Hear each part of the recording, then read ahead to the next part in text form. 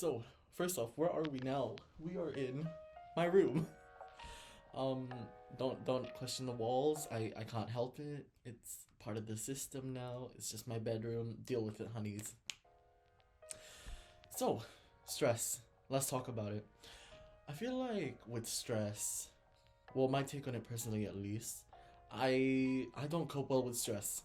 And I'm sure a lot of people out there will, oh sorry, not will. I'm sure a lot of people out there also do not cope well with stress. So, which is perfectly fine. I mean, for everyone who doesn't not cope well with stress, sorry, let me rephrase that. For anyone who copes well with stress, I am both very, very happy for you, and at the same time, a little bit concerned. Like, does this stress not bring any fear to you? Anyways, that is not the point of this video today. The point is, I just want to talk about stress just in general. So, what does stress look like? It takes lots of forms. Yeah, let's go with that. Stress takes on different forms.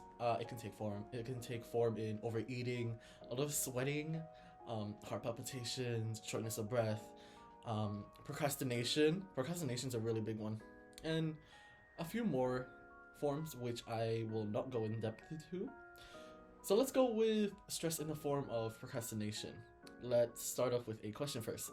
How many of you actually procrastinate? Oh, how often do you guys procrastinate? Let's hear about that. Thank you. This is just a camera that I found. It's the new microphone now. Anyways, it's no secret that everyone at least procrastinates maybe once or twice a day, maybe through your life. I mean, it's literally impossible to go a day pretty much without procrastinating. And yeah, procrastinating is fine. However, in the form of stress, procrastinating can pretty much get in the way of how you think, ultimately affecting how you then react to the stress, and therefore changing how you will react in certain situations. Let's say in the context of an exam, you procrastinate in the morning because you know that if you do anything else, maybe your mind might get distracted from the stress of exams. But then come exams, yeah, your brain is totally empty. Why is it empty? Not because you didn't study. Actually, that's part of the reason. But mostly because you took the time doing something else, which is why your brain is empty for exams. That is pretty much how procrastination works in stress.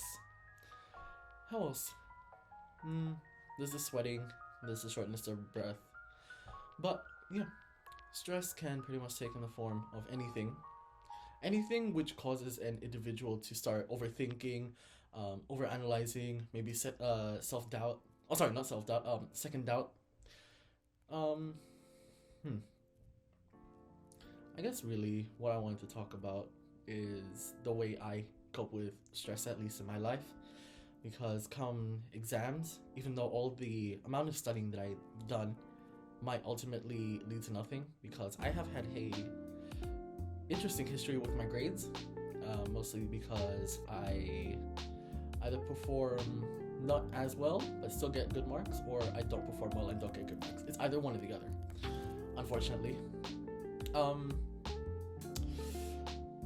I guess in that sense then, that stress then leads to me getting this stigma, not really stigma, this notion in my head where if I don't study enough for this, I'm going to fail at this, and failing at this becomes a new issue, and with a new issue, I'm going to keep thinking over that, which will then affect how my whole, I guess, actions in future and the present, which I'm sure a lot of people out there can relate to. But in the context of me, it's pretty much gotten to a point where I prepare for the exam, bad marks means I'm going to be thinking about that for the rest of the time, and until a new exam comes, that's all I'm going to be thinking about. I can still focus, however, it's the stress that I'm going to fail, which ultimately leads me to failing. However, in this instance, since it's the trials of an actual exam, I guess the stress hasn't really affected me as much.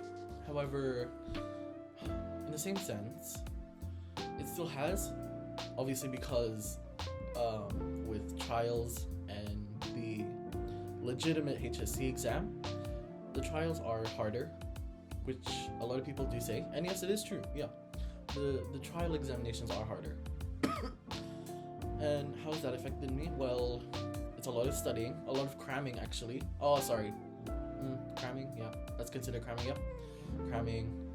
And then there's a thought in the back of my head where if I fail this exam, then I'm failing the next one. That just a guarantee. No second thought, no second guessing, no why about it, just determined. And I guess that's pretty much how stress is formed, at least for me.